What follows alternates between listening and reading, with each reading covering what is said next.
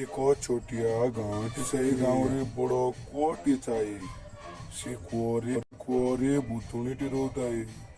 ସେ ଭୁତୁଣି ସବୁବେଳେ ବୁଲୁଥାଏ। ଆଜି ଯାଉଛି ଗାଁର ସମସ୍ତଙ୍କୁ ମାରିଦେବି। ମୁଁ ଯାଉଛି ସମସ୍ତଙ୍କୁ ମାରିଦେବି। ଭୁତୁଣି ସେମିତି କହି ସେଠାରୁ ଚାଲିଗଲା। ସେ ଯାଉ ଯାଉ ତା ଆଗରେ ଝିଅଟି ଆସୁଥିଲା। ସେ ସେଠାରେ ଲୁକି ଯାଇଥିଲା। ଝିଅଟି ମୋବାଇଲ ଦେଖୁथा ଓ ତା ସାମ୍ନାରେ ସେ ପଡ଼ିଗଲା। ସେ ଦେଖି ଭୟରେ ସେ ଡରି ଯାଇଥିଲା।